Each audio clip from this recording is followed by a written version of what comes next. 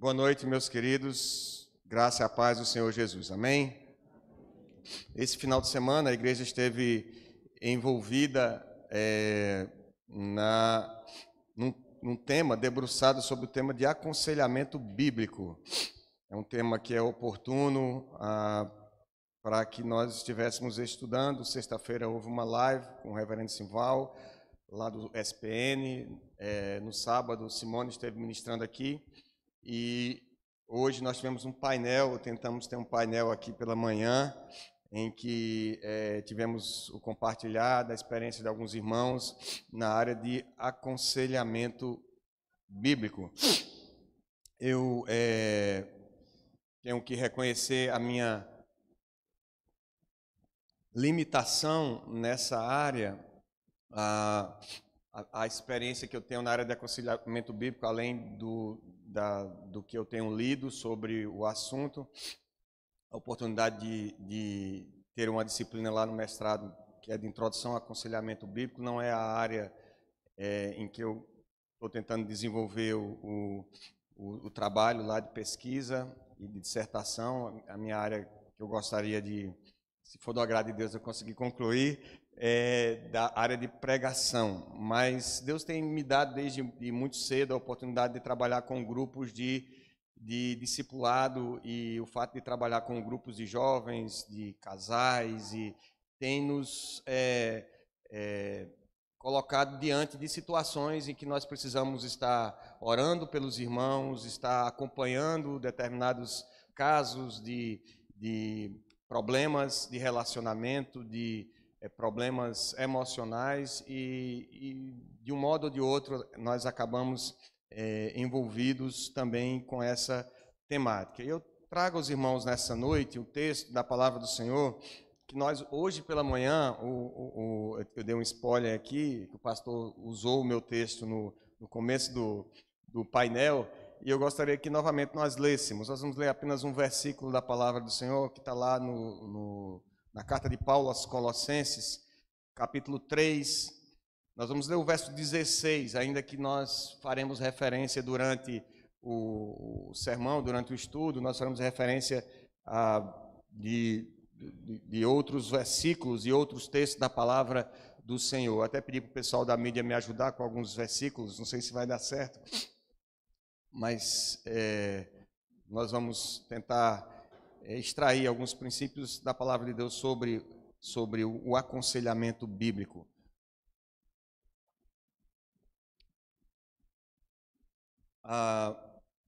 Diz assim o texto da palavra do Senhor, Colossenses 3,16: habite ricamente em vós a palavra de Cristo, instruí-vos e aconselhai-vos mutuamente, em toda a sabedoria, louvando a Deus com salmos e hinos e cânticos espirituais, com gratidão em vosso coração. Versículo 17 agora: e tudo o que fizerdes, seja em palavra, seja em ação, fazei em nome do Senhor Jesus, dando por ele graças a Deus Pai. Até aqui a leitura da palavra do Senhor, que só aplica essa palavra ao nosso coração. Vamos ter mais uma palavra de oração?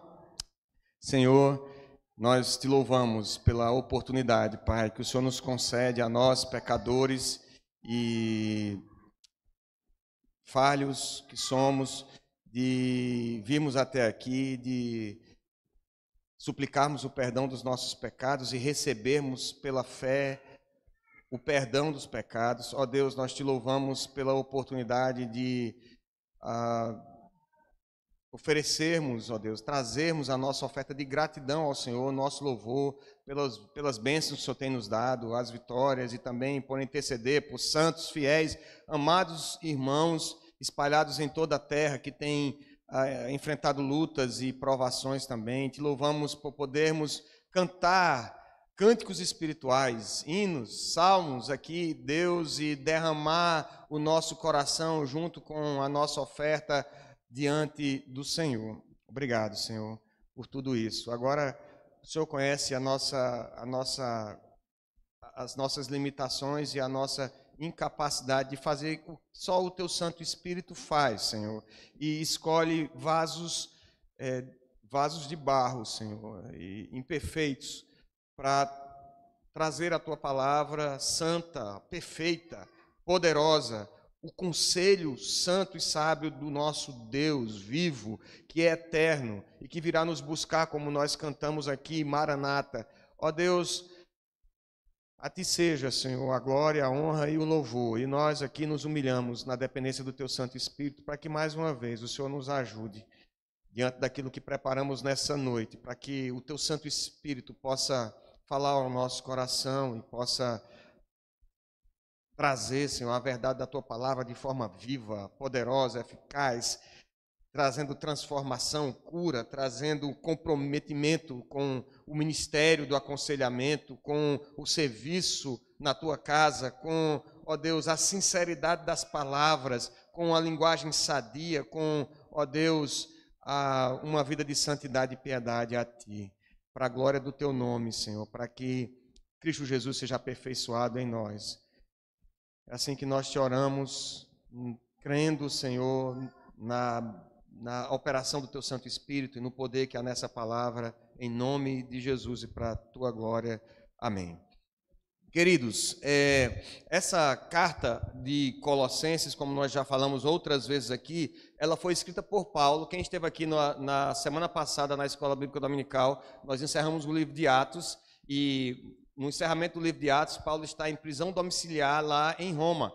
E lá em Roma, ele passa alguns anos em Roma, e lá ele recebe a visita de alguns, é permitido a ele receber a visita de alguns irmãos, e ele recebe a visita do irmão Epáfras. Epáfras é um irmão muito amado, além de ser um nome muito bonito, que você pode colocar no seu filho um dia aí, que quando nascer. Mas Epáfras, ele é amado porque ele começa um trabalho, possivelmente ele ouviu a mensagem pregada pelo apóstolo Paulo lá em Éfeso, e ele leva essa mensagem para Colossos e começa lá em Colossos uma igreja que Paulo não fundou. Quem fundou a igreja foi Epáfras. E Epáfras vai lá em Roma, visita o apóstolo Paulo, que está em prisão domiciliar, e conta a Paulo que ele está enfrentando algumas dificuldades lá na igreja. A filosofia grega está meio que sorrateiramente entrando e se misturando ali com os ensinos da igreja, e o pessoal está falando de umas coisas assim, meio estranhas, um negócio de uns cultos a anjos e tal. E se você for ler, e recomendo que você leia essa semana, se você não tem nenhuma outra leitura devocional para fazer essa semana, lê a carta de Colossenses, que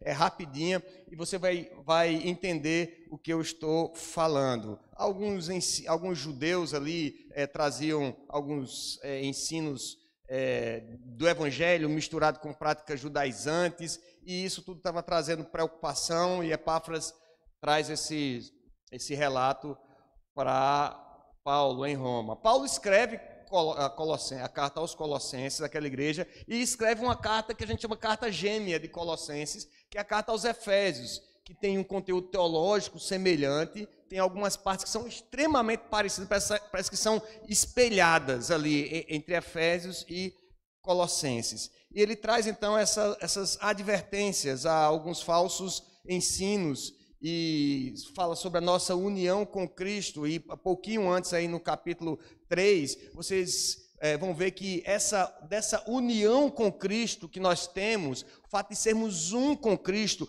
uma igreja, uma unidade e um só corpo com Cristo, faz com que a gente deixe, ele usa o termo, a comparação que ele faz aqui é de se vestir e de se despir. E ele diz que como igreja, agora que nós somos um com Cristo, nós precisamos tirar a veste velha, despir-se do velho homem. E ele fala, a partir do versículo 5 aí do capítulo 3, que então os irmãos ali, e nós hoje como igreja, unida com Cristo, nós precisamos fazer morrer a nossa natureza terrena. E ele começa a falar o que faz parte dessa natureza terrena e que não faz parte da nova natureza em Cristo Jesus.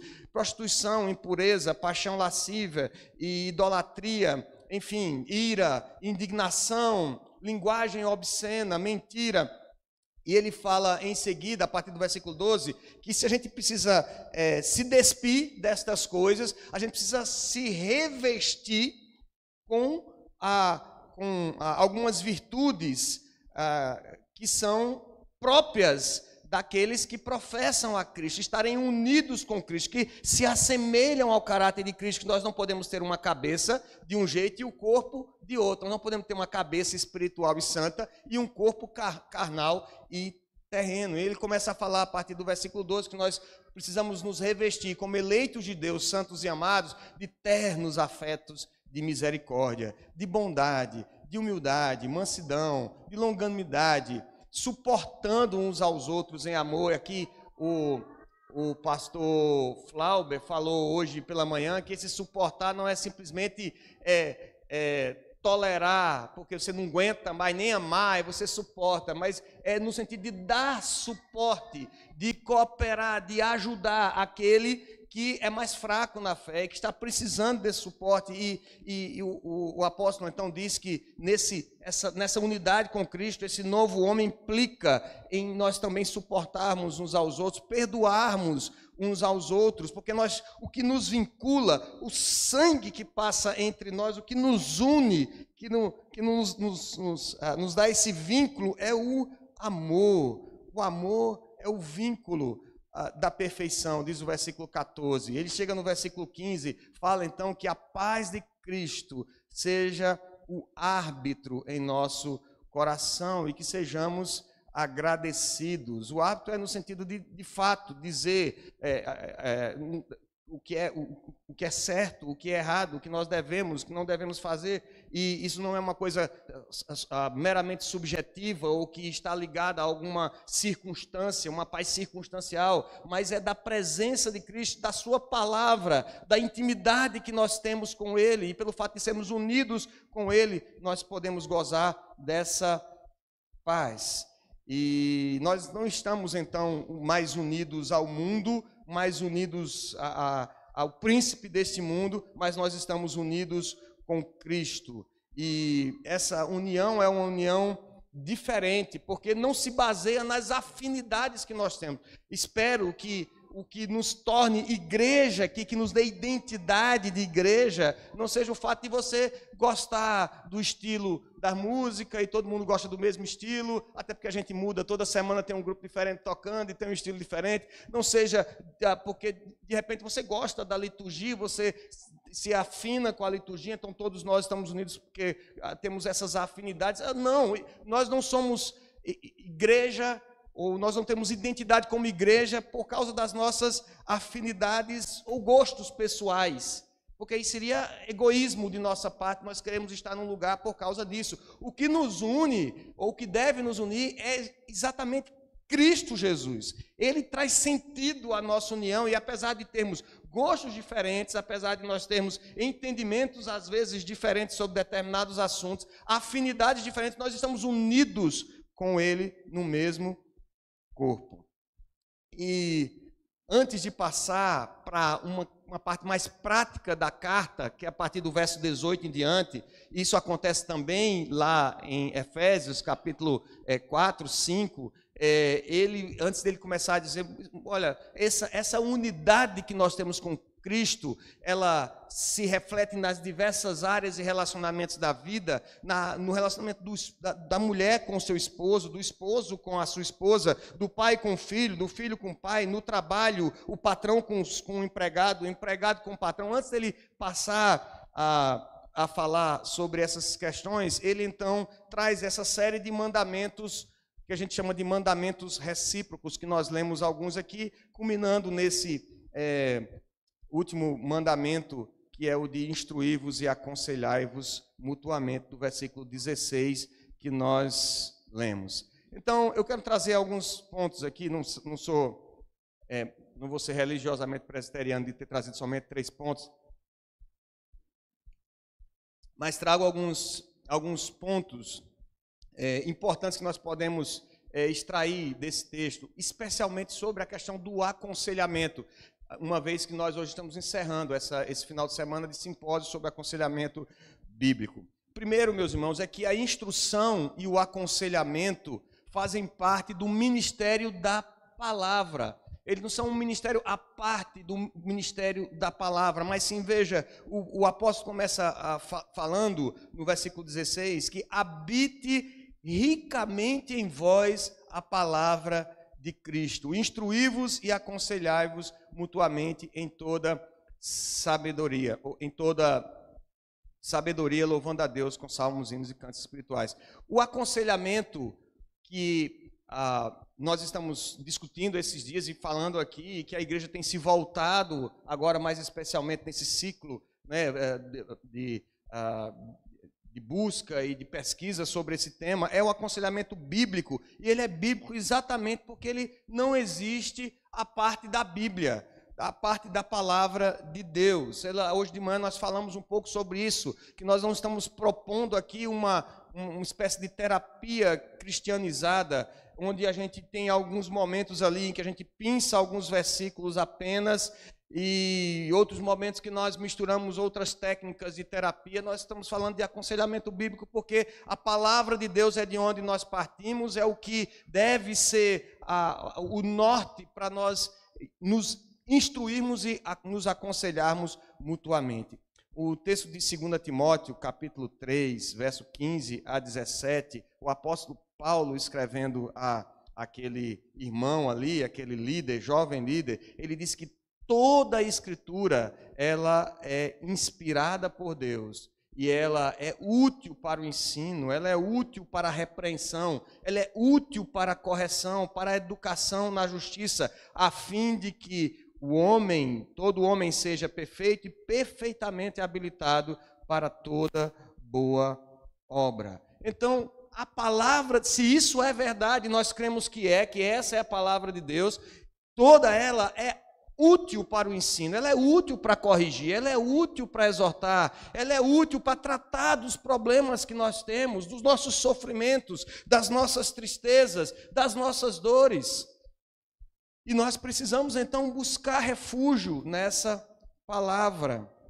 A Bíblia é então esse livro, esse manual em que faz com que o homem conheça a Deus, e que ele conheça a Deus e que ele conheça a si mesmo, quem ele é, qual o seu propósito de existência, de modo que a revelação de Deus traz o que é necessário para nós vivermos esse propósito, que é uma vida de piedade, uma vida que glorifique a Deus. Esse é o propósito do homem, é isso que nós aprendemos na palavra de Deus. Mas o dia a dia, os muitos trabalhos e o convívio com os sonhos e com os desejos desse mundo, o que a palavra de Deus vai chamar de nomear de concupiscência, que a gente tem uma conotação muito sexualizada do termo, mas ela na verdade ela transmite a ideia de desejos. Muitas vezes nós nos envolvemos com o que o mundo deseja também,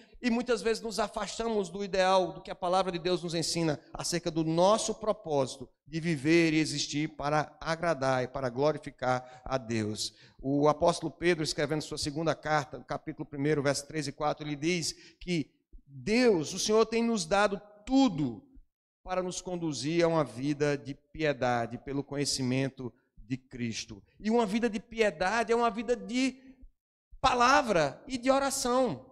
É assim que nós crescemos em piedade. E o Senhor tem nos dado tudo o que nós precisamos para nós vivermos essa vida.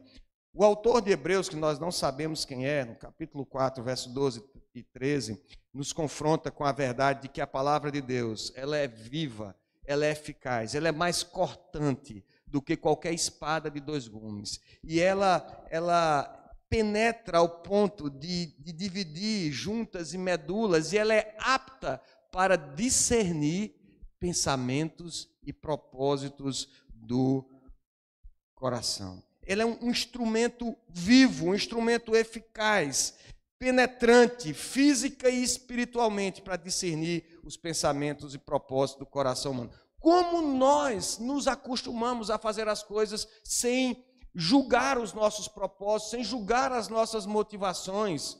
Vivemos dia após dia e compramos coisas e fazemos planos e não reagimos de modo tal para com uns e para com outros, nos iramos e não questionamos as nossas motivações, porque nós Nós ainda vivemos nesse corpo de pecado e precisamos da palavra de Deus para nos ajudar a discernir os propósitos do coração do homem. E o texto continua de Hebreus e diz que é na presença dela os nossos... Não há nada que não seja revelado em sua presença. Os nossos segredos, os nossos traumas, as nossas emoções, as nossas manias, os nossos transtornos estão descobertos e patentes aos olhos daquele a quem temos de prestar contas. Se essa palavra é verdadeira, então nós temos que buscá-la para que, através da confrontação com esta palavra, essas motivações, muitas vezes esses maus desígnios no nosso coração sejam de fato revelados para serem tratados. E muitos deles têm sido a causa de algumas enfermidades no nosso meio, enfermidades emocionais, enfermidades até físicas. Falamos aqui hoje pela manhã também que, na verdade, a ministração da palavra, o ministério da palavra envolve um aspecto público que é voltado para a proclamação, para a pregação da palavra, para isso que a mocidade fez ontem lá no Parque da Criança, para aquilo que fazemos aqui domingo após domingo, de proclamação para toda a igreja. E há um outro aspecto do ministério da palavra, que é um aspecto privado, que é aquele que eu espero que você tenha vivenciado esse aspecto privado da palavra, na sua piedade, no exercício da piedade, quando você dobra os seus joelhos em casa para orar, quando você busca a palavra do Senhor e busca conhecê-lo mais, para amá-lo mais, para conhecê-lo mais, e você tem essa intimidade com ele na sua vida privada, experimenta desse aspecto privado do ministério da palavra, que está, na verdade, deve ser vivenciado por cada irmão da igreja. Mas há um aspecto pessoal também, que é voltado para a visitação, para o aconselhamento e para o discipulado. E é aqui que nós nos encontramos, quando o apóstolo diz que nós precisamos instruir e nos aconselhar mutuamente, onde essa palavra deve habitar ricamente em nossos corações. Quando nós falamos de aconselhamento bíblico, nós falamos então do serviço entre os irmãos da igreja, ensinando, exortando, repreendendo e confiados nessa palavra, na dependência do Espírito Santo, tratando dos problemas do coração. Jesus falou que do coração do homem, o coração do homem é um negócio problemático. Jesus disse que do coração do homem procedem os maus desígnios, a prostituição, a idolatria, tudo procede do coração do homem, e Jesus falou lá em Mateus 15, 19, que de lá que procede isso. E então é nesse campo do coração do homem é que entra esse trabalho de instrução da palavra, de ensino, de encorajamento, de repreensão, para que o homem o Filho de Deus seja aperfeiçoado em Cristo. O escritor de Provérbios, o sábio, nos ensina que nós devemos guardar o nosso coração, porque dele procedem as fontes da vida, lá Provérbios 4, 23. A verdade é, meus irmãos, será que nós temos submetido os nossos desejos? Será que nós temos submetido as angústias do nosso coração, as necessidades que o nosso coração tem requerido de nós? Será que nós temos submetido ao crivo da palavra de Deus? Muitas vezes nós temos confundido desejo com necessidade, e isso é uma marca do tempo presente. Hoje pela manhã eu falei um pouco sobre a escala de Maslow, que se popularizou e que diz que nós temos muitas necessidades básicas, e aí seria a alimentação, a comida, a bebida, o vestuário, e ele faz uma pirâmide até chegar lá em cima. Diz que nós temos necessidade de afeto, de atenção, e de algum modo isso entrou no meio da igreja, e a gente tem muita literatura cristã falando disso, que nós precisamos do afeto, nós precisamos da atenção dos irmãos, e a Bíblia não ensina isso. A Bíblia, acho que na última reunião dos jovens que eu tive falando, nós falamos sobre Marta e Maria, sobre a melhor parte, não foi, Timóteo? E Jesus confrontou Marta naquele momento em que ele está lá, Maria aos seus pés, ele ensinando, instruindo Maria, e Marta está lá correndo, precisando de muitas coisas para ajeitar aquele momento ali, receber o mestre e seus discípulos, e ela confunde a necessidade da organização e do alimento das pessoas e das coisas estarem limpas e organizadas, confunde o desejo que ela tem de que aquelas coisas estejam tudo organizado com a necessidade real da vida dela, porque ela tem um mestre, o Filho do Deus vivo, o Jesus o Nazareno está ali na sala dela, ela confunde tudo isso e ela interpela Jesus, então não se incomoda que Maria fique aí e eu fique a servir sozinha. E a resposta de Jesus é: Marta, Marta. A gente tem um dó de Marta, né? Marta, Marta, andas inquietas e te preocupas com muitas coisas, mas uma só coisa necessária. Você precisa de uma coisa. Maria escolheu o que ela realmente precisa, e isso não lhe será tirado. Mas é fato que muitas vezes a gente tem vivido dessa forma, confundindo talvez os nossos desejos e necessidades. Mas será que nós temos colocado as motivações do nosso coração, as nossas tristezas? Temos nos perguntado: meu Deus, por que eu tenho estado tão triste? Será que é porque eu não consegui aquilo que eu queria? Ou porque, de fato, o Espírito Santo está entristecido porque eu tenho deixado de fazer alguma coisa para o Senhor? Porque o Senhor não tem sido o meu consolo, não tem preenchido o vazio do meu coração? Ou talvez a idolatria nós temos colocado os nossos desejos como um ídolo no nosso coração, quem sabe? Não estamos falando aqui do uso da Bíblia para questões pontuais apenas, mas de habitação da palavra. É assim que Paulo se refere: habite. É a palavra de Deus fazer residência. Não é você usar vez ou outra quando vem para a igreja e escuta uma pregação e você diz: eita, realmente é isso. Mas é habitar, é fazer com que essa palavra esteja sempre no seu coração, ela lastreie, ela fundamente a sua vida e o seu propósito de vida. Ela deve ser o filtro, os óculos que nós usamos para enxergar a realidade. Quando você olha para a maldade do mundo, quando você olha para alguma coisa que aconteceu na sua vida, você foi reprovado em alguma prova, você perdeu o emprego, e quando você olha para essas coisas, você olha sob o crivo da palavra de Deus, porque ela habita ricamente em seu coração. Será que é assim que você está enxergando a realidade? Ela deve residir amplamente, habitar ricamente, ramificando-se em todas as áreas de nossa vida. Temos enxergado o nosso trabalho, os nossos relacionamentos, sob a ótica da palavra de Deus, do plano soberano de Deus, de redenção da história, no qual Ele nos incluiu para a glória do Seu nome, nos dando a vitória sobre o pecado. Será que é assim que nós temos enxergado? E o texto, ele continua, e ele diz: habite ricamente em vós a palavra de Cristo, instruí-vos e aconselhai-vos mutuamente em toda sabedoria. E aqui há o termo, também mencionamos hoje pela manhã, o termo para aconselhai-vos. Eu não sou especialista em grego, mas o termo aqui é noutetel. Me corrija aí, pastor e André, se eu estiver falando minha pronúncia do grego.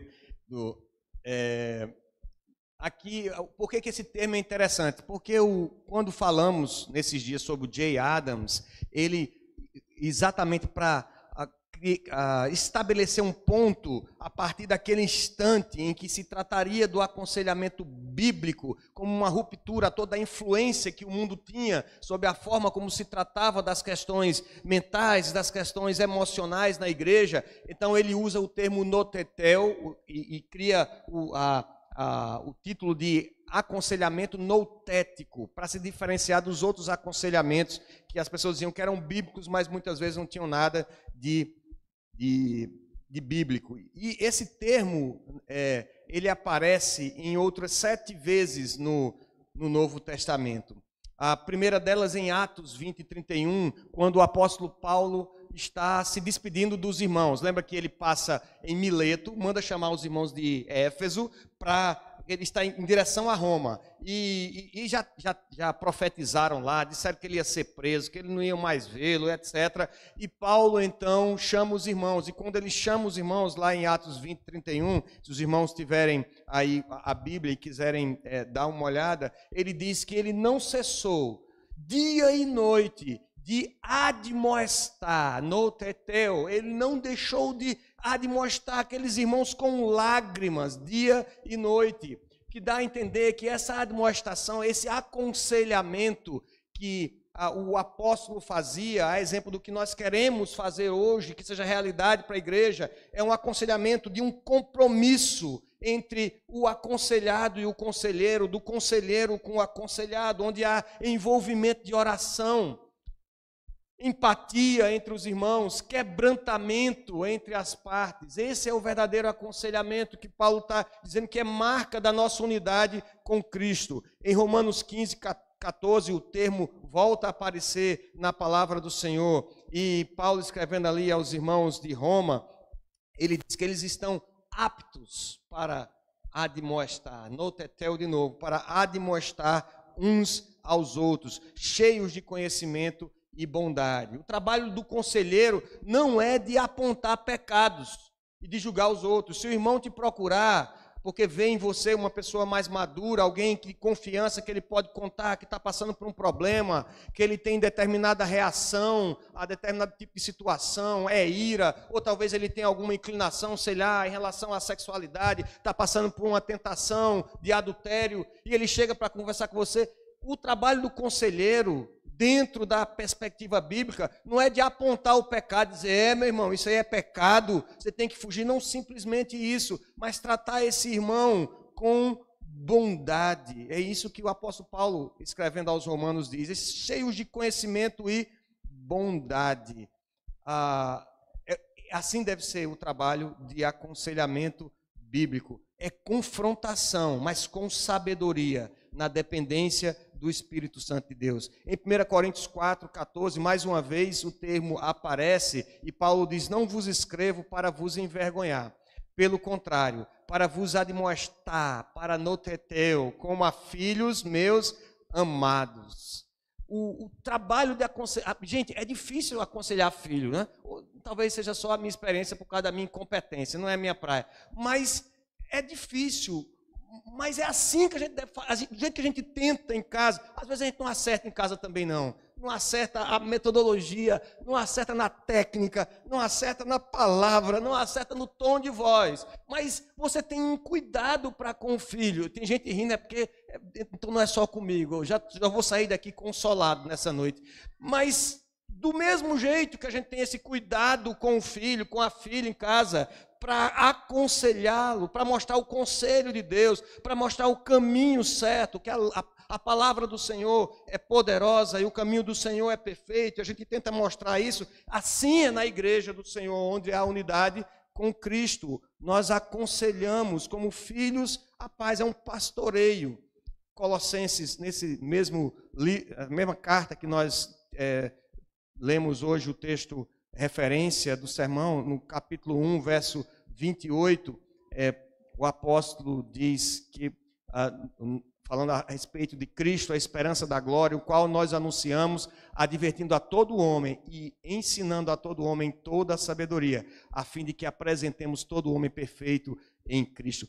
Esse advertir aí é novamente o termo grego que ele usa aqui em 3:16. E o objetivo do aconselhamento não é você simplesmente corrigir aquele comportamento, corrigir aquela inclinação, aquele impulso, aquela motivação errada, aquele problema de relacionamento entre marido e mulher, entre pai e filho, entre irmãos. O objetivo do aconselhamento é que a pessoa seja aperfeiçoada em Cristo, para que ela amadureça e cresça à medida de Cristo. É assim que o apóstolo nos ensina. Nós precisamos, então, não apontar pecados, mas ensinar para que o aconselhado aprenda a maturidade cristã, questionando suas motivações, trazer as suas reações e desejos alinhados ao seu propósito de vida, de glorificar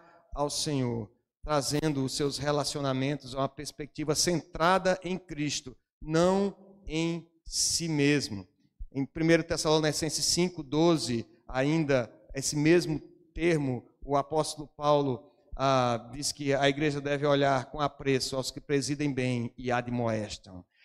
O conselheiro é alguém que deve ser reconhecido pela igreja, alguém que a igreja tenha referência de maturidade cristã.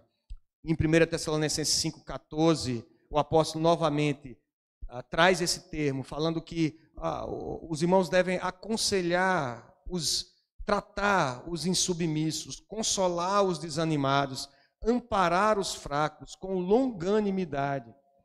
Então, o trabalho de aconselhamento na igreja é também para aqueles casos complicados, sim. É para cuidar dos que são insubmissos, consolar aqueles que estão desanimados. E se você percebe que tem alguém que está realmente assim, perto de você na igreja, você tem visto, semana após semana, talvez no trabalho dos jovens, você tem visto a pessoa mais desanimada, chegue junto, ofereça.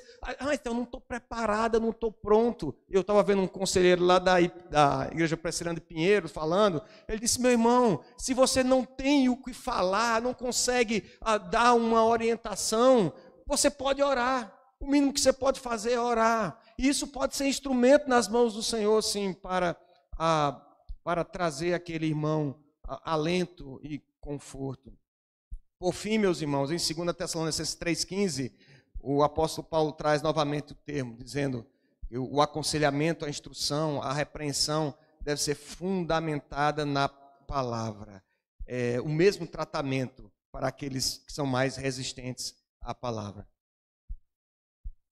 Há um equilíbrio aqui entre a ideia entre instruí-vos e aconselhai-vos. Aqui o pastor Heber Campos Júnior, tratando desse texto, ele diz que instruí-vos, no original, é um termo mais positivo, uma ideia de fazer alguma coisa, de realizar algo, enquanto que o aconselhai-vos, o noteté, é um termo mais negativo, no termo de deixar de fazer algo, de disciplinar. E a ideia, então, é que no aconselhamento nós temos que ter o equilíbrio dessas duas coisas. Porque muitas vezes na igreja nós temos aquelas pessoas que são ótimas mestras para encorajar, para animar, não é? Para trazer aquela palavra de ânimo, de encorajamento. Mas o irmão muitas vezes está em pecado e está precisando que você corrija o comportamento e você não sabe como falar. E você não quer dizer para não se indispor. Por outro lado, nós temos na igreja também as pessoas que são mestras em repreender, em disciplinar, em apontar para levar para o conselho. Não? Isso aqui não pode, tem que levar para o conselho.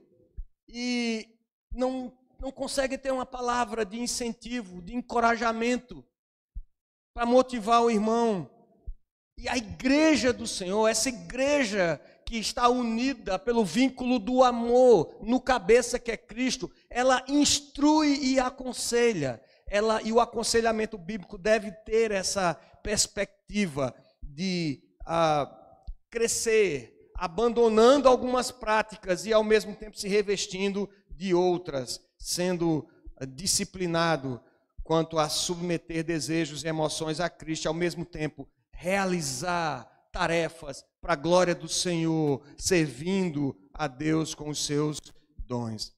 Habite ricamente em vós a palavra de Cristo, instruí-vos e aconselhai-vos mutuamente em toda sabedoria. Veja, há uma outra ideia aqui, esse é um terceiro ponto que eu gostaria de deixar com os irmãos, é que o aconselhamento é uma prática de mutualidade, como todos os outros mandamentos recíprocos aqui. Já falamos sobre isso esses dias. Não é algo reservado aos pastores. E eu confesso aos irmãos o meu pecado, de que quando eu fui estudar essa disciplina, eu fiquei assim muito incomodado, porque eu sempre empurrei aconselhamento para os pastores. Aí a gente tem uma conversa, hora ali e tal, mas quando o negócio vai ficando mais feio, a gente empurra logo para os pastores, né? Então, pastor, estou com um problema ali, o senhor precisa chegar junto, conversar e tal, o irmão está com esse problema, essa situação.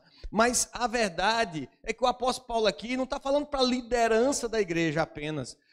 São práticas aqui, são mandamentos para toda a igreja. Isso quer dizer que a prática do instruir, de aconselhar, deve ser uma prática disseminada a todos os irmãos. É óbvio que deve envolver preparação e compromisso. Você deve estar comprometido com essa palavra, você deve buscá-la e se preparar. E se puder fazer, a ideia é que a gente tenha, durante os aconselhamentos, sempre alguém que esteja ali aprendendo como é que deve aconselhar, para que ele possa ser aperfeiçoado no ministério aqui na igreja. Mas todos nós devemos assumir também a nossa responsabilidade diante dessa prática. Ele deve ser desenvolvido como um ministério da palavra. Se você desenvolve seu ministério da palavra, quer seja de forma privada, no exercício da piedade, você deve também pensar em visitar.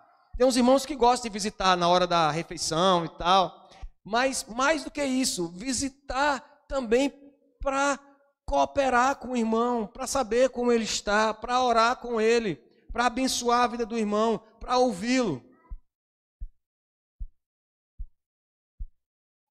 Deve ser desenvolvido como ministério da palavra por cada cristão. O crente pode pelo menos ouvir e orar pela pessoa, para buscarem juntos a direção de Deus. Significa que a palavra de Deus não é benéfica apenas para um indivíduo por si, mas ela exige ensino e advertência de muitos. Então, meus irmãos, aquilo que quando eu escuto alguma coisa, não sei se André sente a mesma coisa, mas quando eu escuto alguma coisa lá no curso, que eu escuto, eu digo, meu Deus, eu tenho que compartilhar com a igreja isso. Eu tenho que compartilhar com os irmãos isso. É por isso que eu vou fazer essa loucura de falar sobre louvor. Nesse gente vai estar estudando aí um livro do Felipe Fontes sobre louvor, e no final do ano, até o final do ano, quero estudar um livro de pregação cristocêntrica. Porque quando eu vejo alguma coisa, eu digo, isso a gente tem que disseminar com a igreja. E quando o apóstolo Paulo está falando aqui aos irmãos de Colossos, ele diz assim, habite ricamente em vós a palavra de Cristo, instruí-vos e aconselhai-vos mutuamente. É um ministério que deve ser disseminado com os irmãos. Aqui, então, na nossa igreja, é o caso de nós não termos apenas um ou dois conselheiros, um pastor, ou talvez a esposa do pastor, conselheira. Nós temos aqui aproximadamente uns 130, 140 conselheiros espirituais, em tese, em princípio, por essa palavra do apóstolo. Mas, por outro lado, isso revela, e eu meditando nesse texto hoje, pensei como os nossos relacionamentos são superficiais. Nós reproduzimos na igreja a superficialidade dos relacionamentos do mundo. E talvez por isso que quando eu falo essa coisa de aconselhar, você diz assim, não, rapaz, não dá não consigo. É porque a gente está acostumado com a superficialidade dos relacionamentos. E eu vou tentar me controlar para não falar em rede social. Para ninguém dizer aqui que eu sou o apologeta contra a rede social. Mas é porque a rede social é um retrato escancarado de como nós somos superficiais. De como nós colocamos filtros na nossa realidade. Tem gente que não sabe mais viver sem filtro.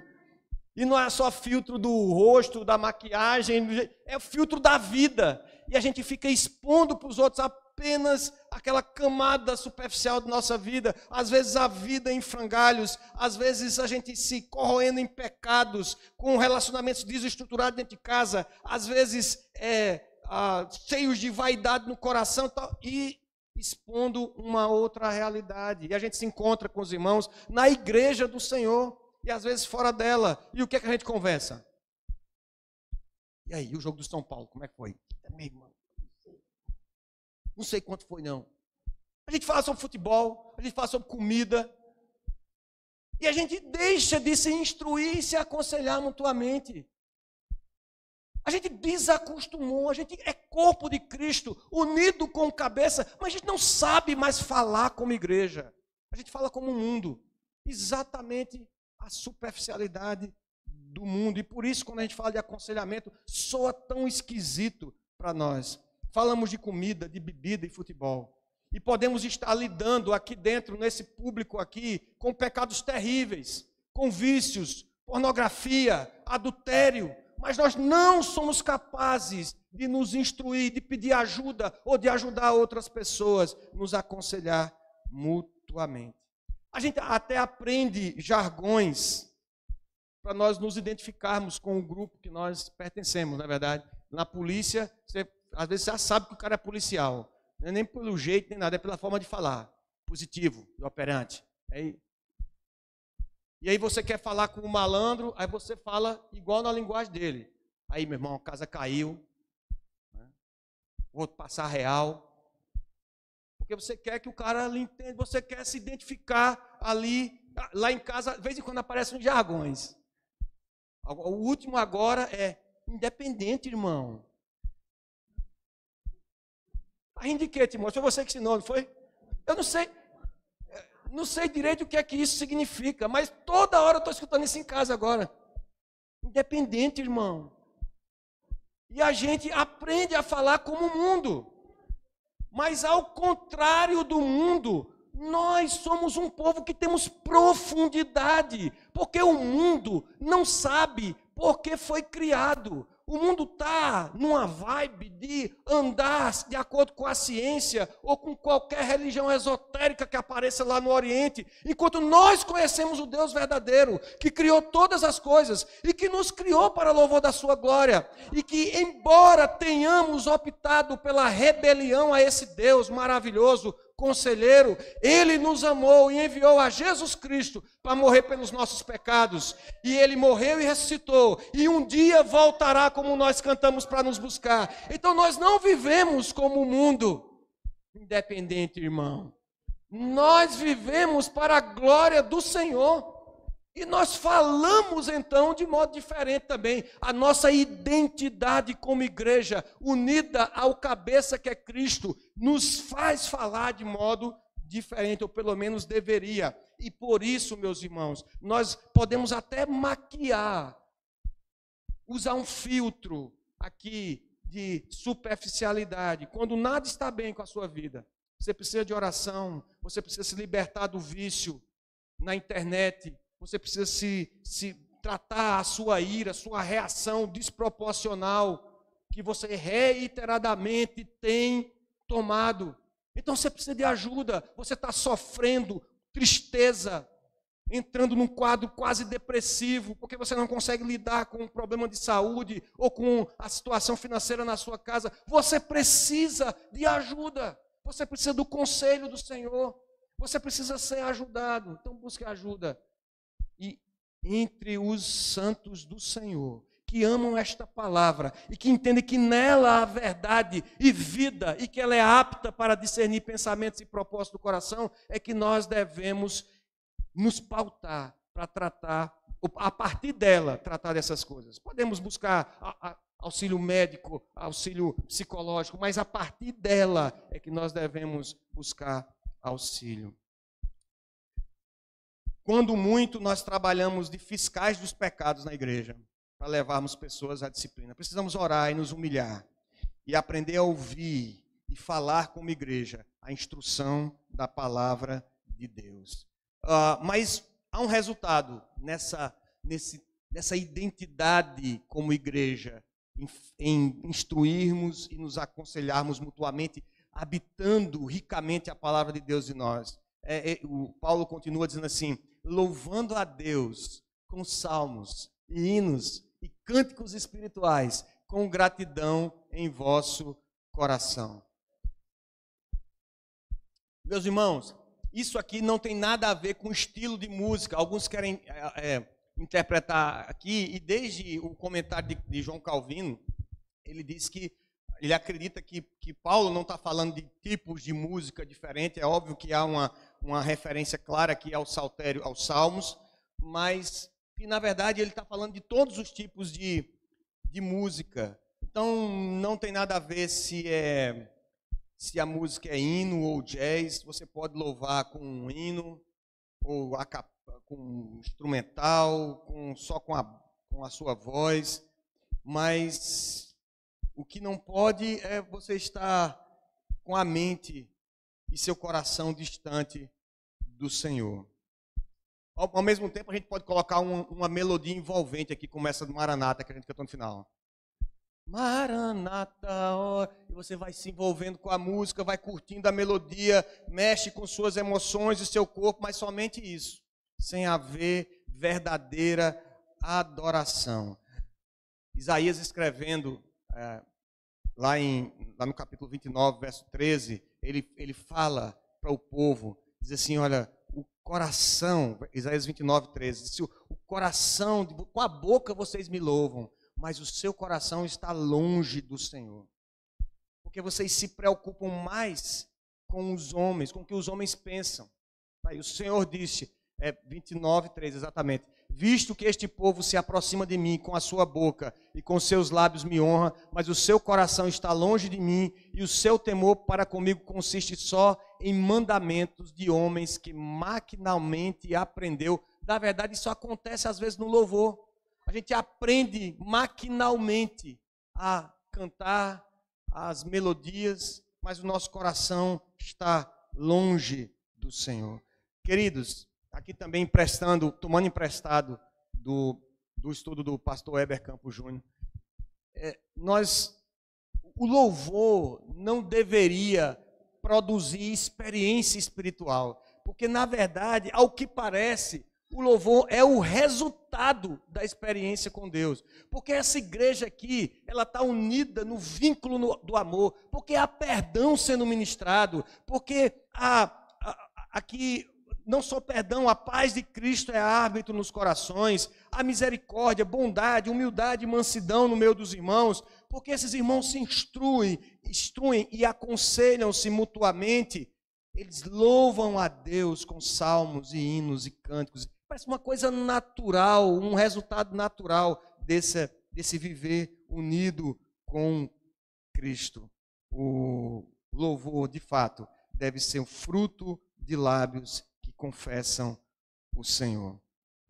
Louvor com salmos, hinos e cânticos espirituais e gratidão, com gratidão em vosso coração. Aqui na nossa tradução de Almeida, em português, tem uma vírgula e a gente acha que apenas a gratidão está relacionada ao coração, mas na verdade tudo tem que ser feito do coração.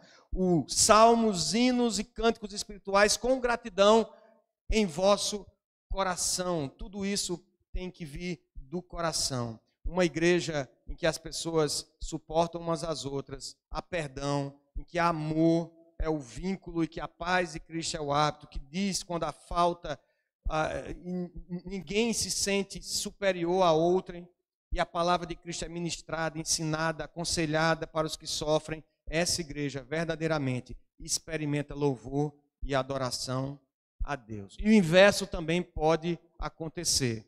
Um louvor que seja muito profissional, muito bonito, muito perfeito, e ele pode existir sem que os problemas da igreja sejam tratados e as pessoas não são aconselhadas e exortadas e instruídas devidamente. São mero símbolo que retine, é apenas barulho e não é de fato louvor verdadeiro. Por último, meus irmãos, ele termina o texto dizendo que tudo o que fizerdes, seja em palavra, seja em ação, fazei-o em nome do Senhor Jesus, dando por ele graças a Deus Pai. Fazer tudo em nome de Jesus, aconselhar em nome de Jesus,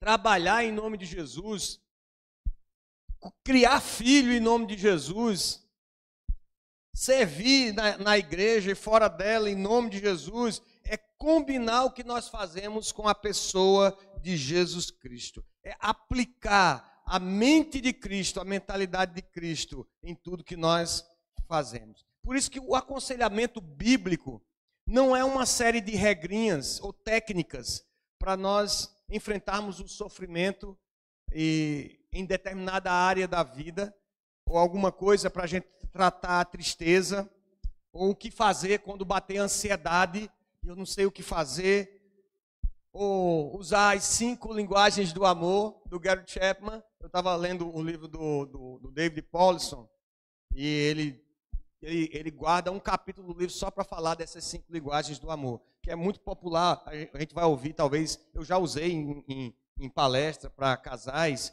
e ele trata sobre relacionamento de marido e mulher e diz que você deve fazer aquilo que a mulher está esperando e a mulher fazer as coisas que agradam o marido, uma espécie de troca de gentilezas que, na avaliação do David Paulson, ele diz que isso, na verdade, mero exercício de egoísmo, porque você está querendo ser bem tratado, aí você trata o outro bem. E as linguagens do amor, de fato, não atacam o problema ou a raiz do problema. E, de fato, de viver, ter um relacionamento que represente o amor de Cristo, que glorifique a Cristo, fazer as coisas em nome do Senhor Jesus, é isso. Não é uma busca simplesmente de uma cura emocional ou pontual, corrigir um determinado comportamento apenas com uma conduta. Mas é buscar a glória de Deus, é buscar o louvor a Ele. A palavra, o conselho de Deus, a palavra de Deus nos ensina a viver todas as áreas da nossa vida com a mente de Cristo. Não apenas para a parte religiosa ou espiritual de nossa vida. É a verdade de Deus para cada uma das áreas das nossas vidas. E Paulo termina assim, Paulo termina com ações de graça. Mas é interessante que a gratidão, ela permeia todos esses mandamentos recíprocos e também a questão do aconselhamento. Veja, ele diz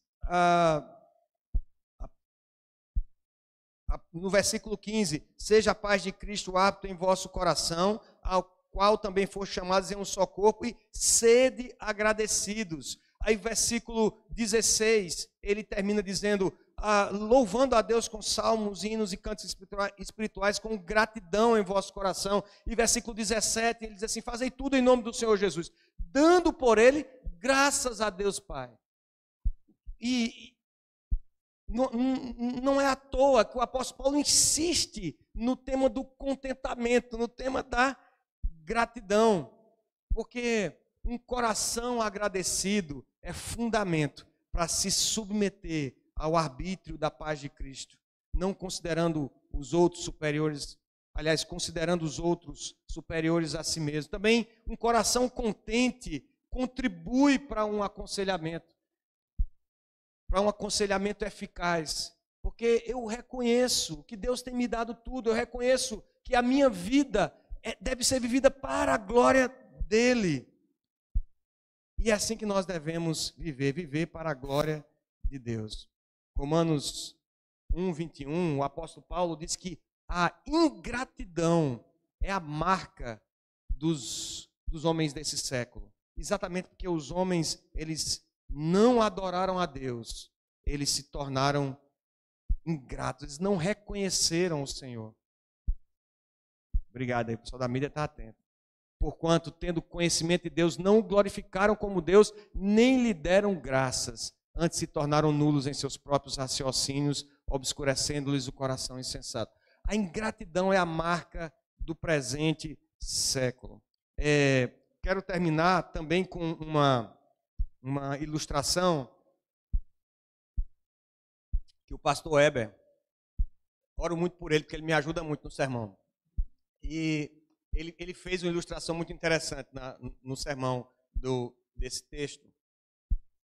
Ele disse que quem lhe paga um cafezinho, você encontrar com alguém na rua e tal, e foi lá em Henrique Lanches, tal, o cara pagou um cafezinho para você fica grato porque o cara pagou o café, não é não? Ficou lá, você encontrou com ele na rua, e quem gosta de café principalmente, que para mim não ia fazer grande diferença, mas eu ia ficar grato, porque o cara pagou o cafezinho e você fica grato.